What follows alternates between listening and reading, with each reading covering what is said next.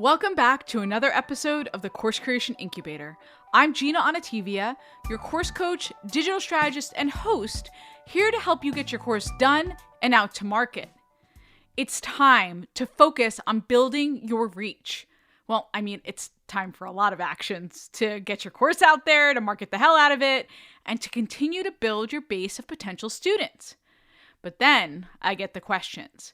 Well, how do you do that without spending all my money on ads, Gina? How do I do that when the market is so freaking saturated? And that's why, starting today, I'm kicking off a series where I'm bringing you cost-effective ways to build up your audience, because I want to help you maximize your impact in a short amount of time. First up, booking podcast. And I have a guest who knows her stuff. Christina Lenkowski, who helps online entrepreneurs, speakers, and authors go from best kept secret to go-to expert in their niche through being a guest on other people's podcasts. I love Christina because she stood out in a sea of pitches that I got for this podcast. She pitched me last year, and here's the subject line that she used.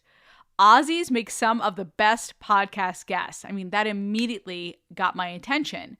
And then she wrote this email to my team, and here's the first paragraph. As you may or may not know, I've been a big fan of Course Creation Boutique's podcast since it debuted in August of last year. I think I even excitedly DM'd Gina to tell her how much I liked it, and I'll stand by that assertion.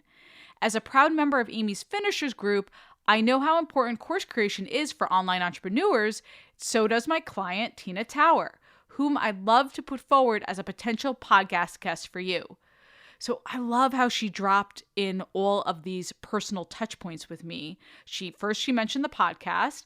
Then she talks about how we met at an Amy Porterfield event, that Finishers event where I was a speaker trainer. And then she brings in her client, Tina Tower. So good, so effective, completely caught my eye. And then we did bring on Tina Tower, and she was an incredible guest. Christina, in this episode, is going to teach you how to write emails like that, how to create your pitch template, how to book the right podcasts.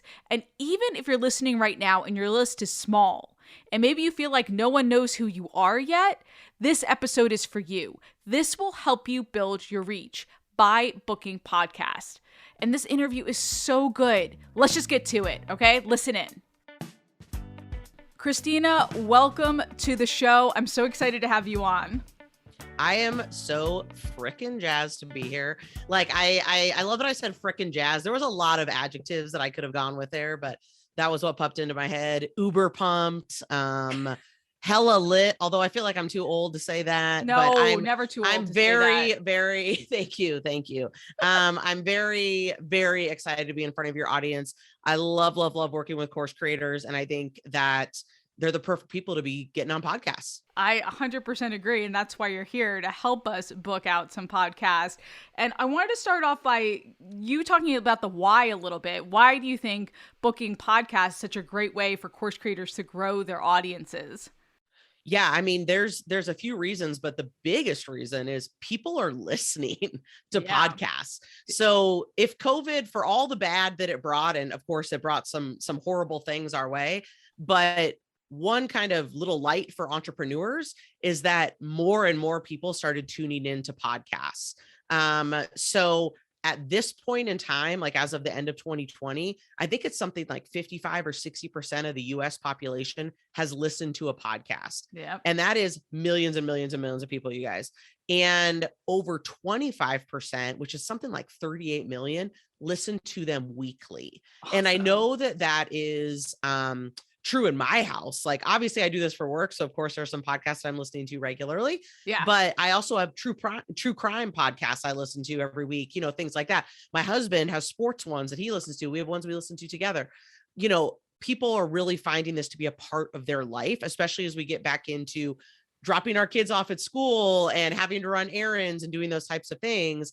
Listening to podcasts is just becoming more and more a part of our lives when we're not necessarily in front of a screen. So that's a big reason. Another reason is that it spans all niches. Yeah. There are over 1 million shows out there, active shows, and they are in everything you could imagine. I mean, there have been times when I've been like, I wonder if there's a show about that. And then I pop it in, I'm like, oh, there's 20. Yeah. I mean, like it is absolutely, something that people are listening to, something that people are doing. And you guys, the best part, it's free for you to do. Getting on a podcast, you shouldn't be paying for the opportunity. I can go off on that if you need me to about hosts that are starting to ask for payment. But it should not be a paid opportunity for you. This is something for you to share your value with an audience. And in exchange, a host is getting some value for their audience as well. So it's just a wonderful collaboration, a very collaborative place for you to work and get in front of new audiences. Okay. All great reasons if you're listening right now. So let's drill down a little bit. Let's workshop. How do we get booked on podcasts that would help us grow our audience and help us grow our reach? Like, can you walk through some steps for us? I love the second half of what you just said specifically, because it wasn't just how do I get booked on podcasts? It's how do I get booked on podcasts that makes sense for my business? Yes. And I think that is the first step that I would say is get strategic. Mm-hmm. So what I want you to do first is think about your ideal customer. Who is that person that you want buying your course, joining your list, et cetera. Think about them and then think about what that call to action is going to be. So where is it that you're trying to direct them at the end of the interview? Maybe that's a freebie. Maybe that's a tiny offer you have, whatever it is, your social. So for some people, they want them to go to their social accounts. Whatever that is, think about those two things, because that's the first step to getting booked on podcasts. Yeah, that's great. We're always talking on this podcast about starting with the end in mind, and nothing drives me more bonkers than when you don't have an outcome behind it, right? So people are listening right now, you want to list build, you want to build your audience, but do it with intention, because that's where it starts, and knowing what's the end game, right? Like you were saying, Christina, is it a lead magnet, right? Is it a wait list for your course? Whatever it is, start with the end in mind. Okay, great. What's then our next step? The next step that I would say, or what I recommend for people, is to write their pitch template. Okay. So this is really important with pitching. And I think it's something that people need to hear over and over again, a little bit to a certain extent, is that you can write a pitch template, meaning a solid pitch that you have ready to go, so that you're personalizing it to a host. And we'll talk about that a little bit more, but 90% of your pitch can be done. So you can have, your credibility markers in there. You can have 3 to 5 solid topic ideas in your pitch template, and you can choose 2 to 3 that you're going to send out to a host based on what they're maybe interested in or what their audience might be interested in. That's going to have, basically, you're going to have the bulk of your pitch done, so that you're able to just grab that template, drop it in. You've already done the research on the show. You've listened to it. You've got all that good stuff. So you're going to put personalization in there, put the host name in, all that good stuff. But writing that pitch template, guys, it's going to save you so much time, heartache. You don't need to be reinventing the wheel every time. So, and in that pitch template, like I talk a little bit about my story, right? Around like, actually I talk about like having Tristan. When I applied to say a mom podcast, right? I talk about having Tristan and how I went to entrepreneurship because of that. I share a little bit. Then I personalize it and talk about how much I love the podcast and why. And then I talk about the topics, right? So is that the right structure, or do you recommend kind of a different structure for that? No, I mean, I think that's exactly right. That first paragraph, that's your opportunity to communicate with the host. Like, hey, I know what you're about, and I'm also about those things. Nice. Here are the ways that we can give each other value, right? Like you said, it's a perfect example. Let's say it's a show based on like mom business owners or something like that. Of course, that's a perfect place to say like, hey, as the mom myself and as a business owner, here are some things that I really align with you on. That makes total sense. And then if there's other shows that has nothing to do with being, a mom, you're obviously able to put in different stuff there. But then starting on paragraph 2, you're able to go into, hey, here are my credibility markers. So those aren't really going to change, right? Like, right. Here's the badass stuff that I've done that you should know about. And that's why, I know what I'm talking about to a certain extent. That's what you're really saying there. Maybe some past podcasts you've been on, that good stuff. And then you're going to get into those topic ideas. And the thing about topic ideas is always be thinking about topic ideas with the audience in mind. Yeah. So what value can you bring to them? All right. Not What could I talk about? What am I so awesome at? What is the value that you can bring to that audience? And that's going to give you those amazing topic ideas. Okay, that's great. So once I've written, and we're going to talk more about this as we go along, Christina, but once I've got that pitch template down, what's the next step? Then what I say for step number 3 is find out where you want to start pitching. Okay. And the reason I say this number 3 is think about that strategy, get that pitch template done beforehand, because where you're going to pitch, like all that stuff's going to be helpful, but it doesn't need to be the first thing. And I think that sometimes people get really hung up in that. They want to be like, well, where am I going to pitch? And I'm like, okay, well, what are you going to pitch first? So that's why I have as step 3, and that's by design. So then I want you to find out where you want to pitch. And the first thing that I always recommend people do is ask your audience. So ask in an e-newsletter, put it up on your social, ask them like, hey, what is it that you're listening to? Who's in your earbuds these days? Now, of course, you're going to get some that don't make sense. You're going to get like me, right? I'm going to send you a true crime drama, right. Yeah. So I'm going to be like, hey, have you heard about West Cork? Let me tell you, and then there's other people, they're going to send you stuff that doesn't really make sense. But you are absolutely going to get things in there that you haven't heard about before. And I think that that's really, really great intel, because you know that your ideal customer is listening to that show. Love that. That's a great tip. Yeah.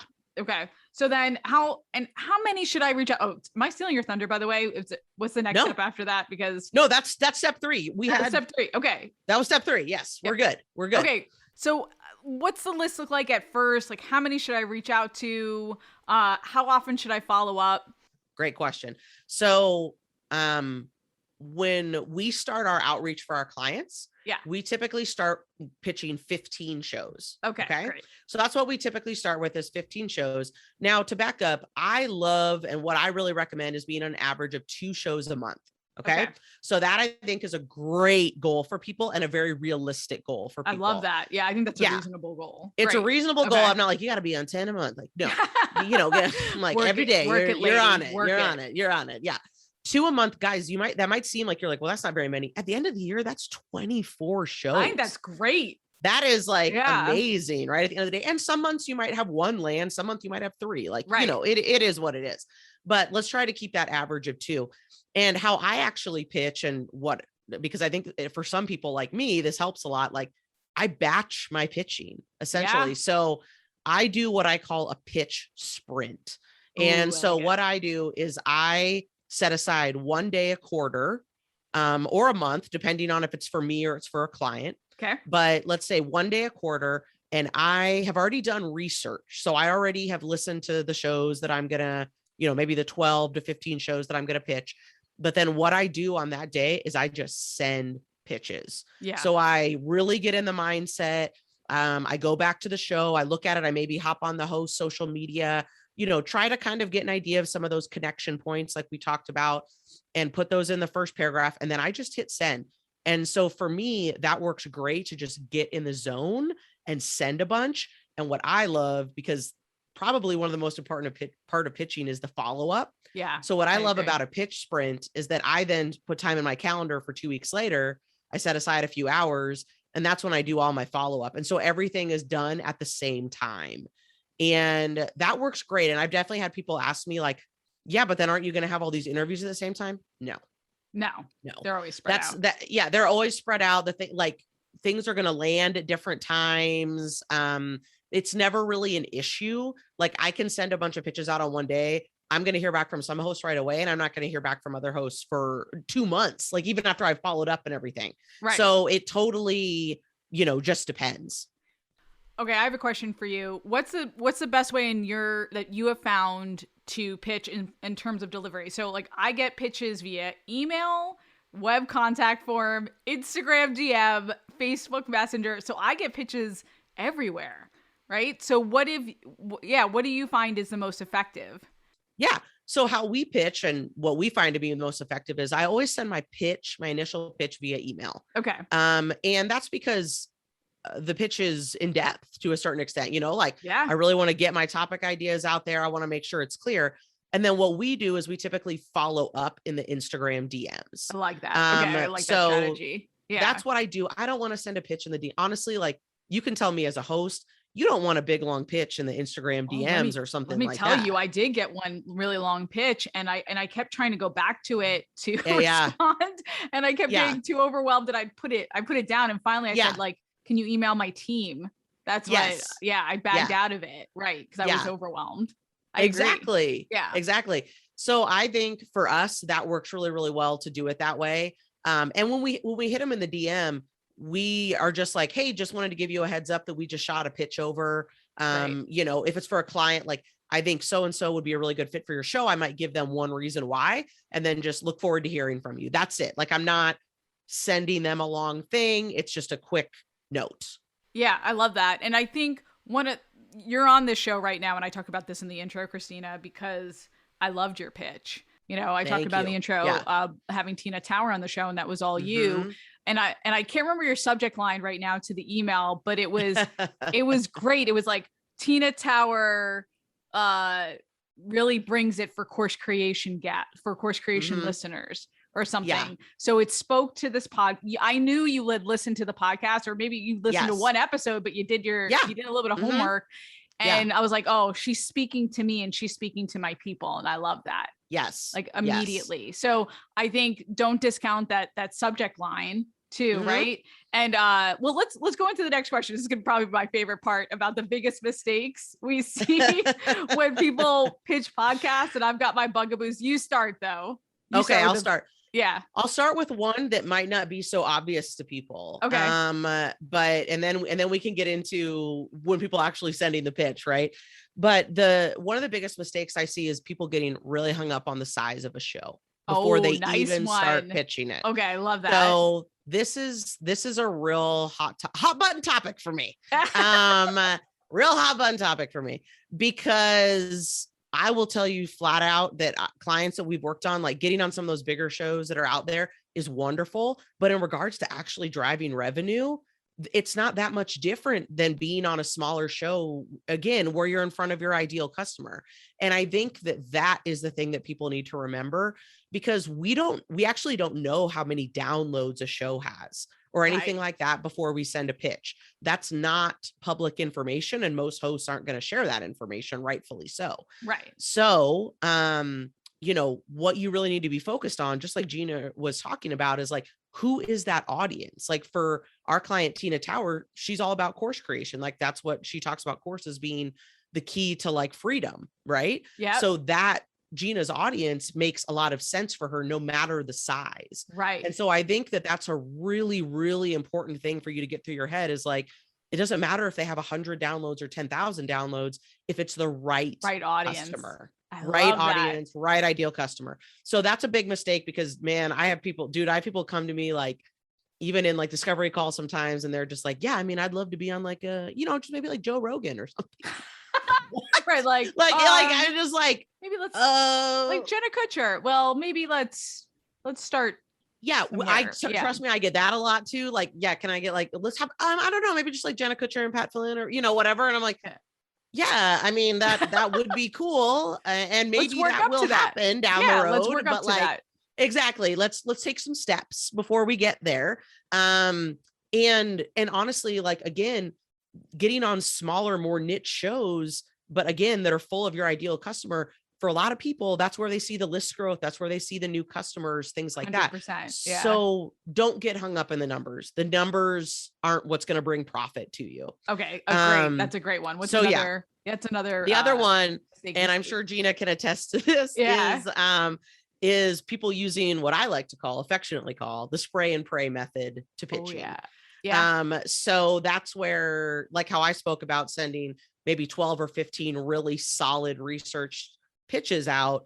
They're like, I'm going to take that time, and instead I'm going to send out 100 of the exact same pitch to just 100 different people and check the list down as I go. That is what I would say is a huge mistake. So we were talking before we hopped on, Christina, that I got a pitch, this was yesterday, where somebody, they had obviously swapped out the name of the podcast, and it was in purple in a smaller font. So obviously, hi, it's fill in the blank. Yeah. And then it's like, we loved your podcast with, and then it had a name, purple, XXX. smaller font. Yeah. Right. Yeah. And it's like, thanks for filling in the blank on 3 blanks, dude, and spending 40 seconds on this. But what I love about your pitch sprint is that even though it's a sprint, you have thoughtfully put some effort into it. Yes. Instead of just like sending it out and are rewarded for that, right? You stomped me and I thought, this is great. Like I could tell she put effort into this. Yes, 100%. And that's one thing to keep in mind is like, I don't know what the acceptance rates are of a spray and pray method. Like we don't do it that way. So I don't know. Do people actually get booked on those? I mean, I'm guessing they don't get booked on great shows. Yeah. Like, I mean, right. I'm guessing they get booked on just shows that need guests. Like, they're just like, oh, okay, sure. But for us, like I can say confidently that when we pitch at the level that we pitch at, we have I would say on average, like 30% acceptance rate, which is a pretty dang good acceptance rate in the world of pitching. And now, of course, sometimes we get ghosted. That absolutely happens, and that's one thing that you should be prepared for. It's going to happen no matter how great a pitch you send. And sometimes you're going to get no's or not right nows. And again, that's okay. Right. Sometimes if you send a solid pitch, a host is never upset. No.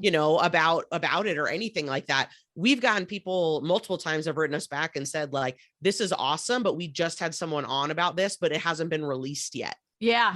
Or great. like, right. Something like that. Like they're like, no, this topic is great. And we just had someone on, but then we can reach back out to them with another topic idea. Like they're open to hearing other ideas that we might have. Okay, so sending a solid pitch is always going to open more doors for you, in regards to opportunities. Yeah. I would feel the same way. If I had somebody on for that topic, I would say like, hey, reach out to me in a year or pitch me another topic. Or I just reached out to somebody and they had a framework that I thought was interesting. And I was like, oh, well, tell me more about this framework and how you would teach it. Because we're about workshop episodes here. You know that. So, and I know if somebody hasn't listened, if they're like, oh, I just want to talk about this fluffy piece. And it's like, well, that's not why people come to this podcast. They come for practical advice. So do you have one more mistake to share before we go on to the next? I would say this is a very like, people are going to be like, what? But it's absolutely what happens is use the host's name, you guys. Oh yeah. Use the host's name. Yeah. This is something I hear from hosts regularly is they're just like, they can't even take if someone can't even take the time to like know what my first name is to like put it in the pitch, like what the heck? Oh, I get that all the time. They just say Course Creation Boutique. Like if you listen to the first 3 seconds of any episode, you'll hear me say my name. Exactly.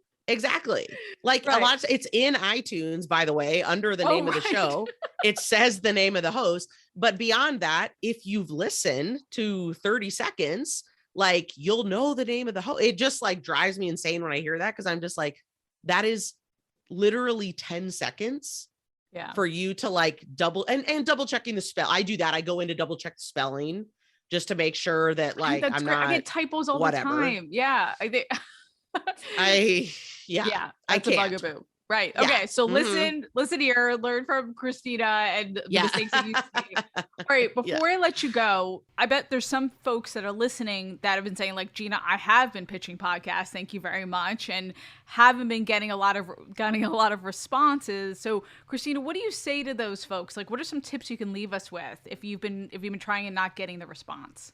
I love this question. And the first thing I want to say to people that have started pitching is congrats, seriously, honestly, because sending your first pitch is a big deal.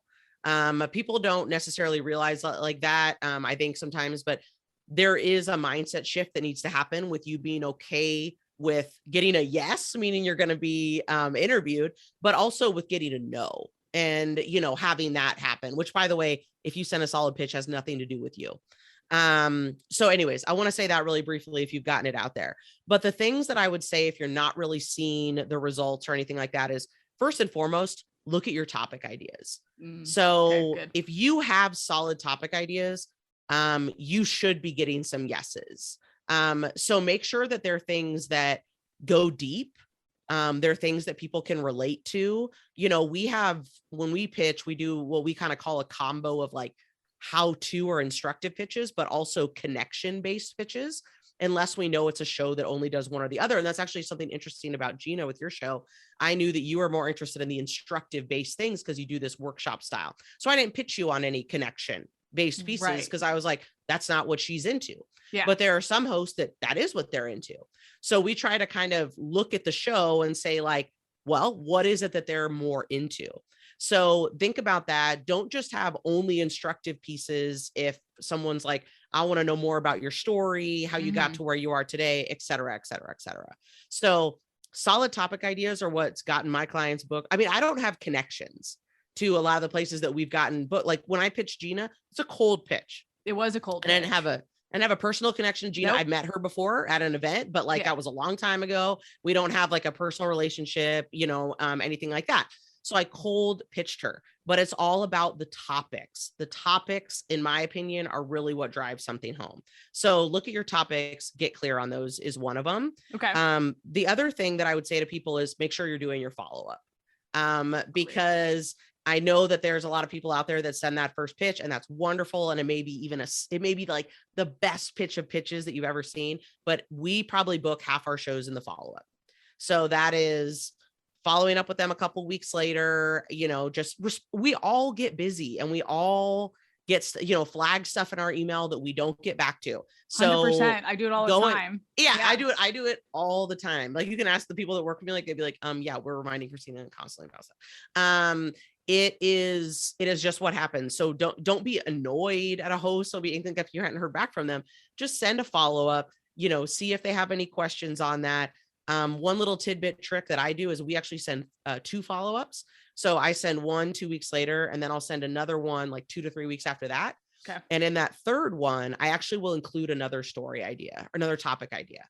So I'll kind of say like, hey, if neither of these really sparked your interest, like here's one last one that I want to throw in there for your consideration, something like that. And that's gotten us some bookings before. There have been hosts that are like, oh, I actually do really like that one. I wasn't as into those other 2, but that one looks cool. So that's definitely a part of that is just doing that follow-up.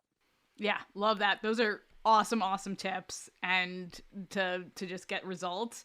Okay. You are so practical. You have so much great practical advice, Christina. I love that you took the time to be on. Thank you. Where can listeners learn more about your services or what you do? Yeah. So we have a really fun quiz that you can take that'll kind of direct you to what service might make the most sense. So that is podcastpublicityquiz.com. And it's a really fun quiz, actually a video quiz. You're going to see my face up close and personal talking with you a bit about it, but that can kind of tell you what track makes the most sense. We have a DIY done with you and done for you option. Perfect. Okay. Check that out. So podcastpublicityquiz.com. Is that right? Okay. I like it. I like the URL. All right. Thanks so much for being on, Christina. Awesome advice.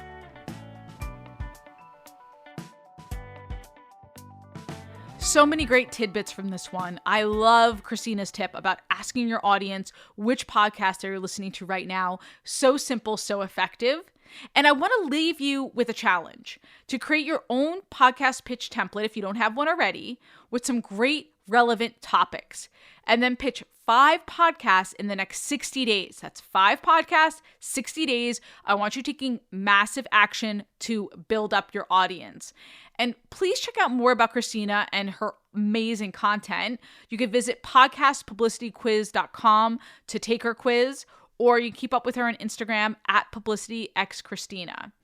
Please rate and review this episode and subscribe. This is just the first guest that we're having on the Build Your Audience series, and I've really got you guys in mind. Whether you have a small list or a big list, wherever you are, you're going to listen to these experts and you're going to build up your audience. We're going to do it together.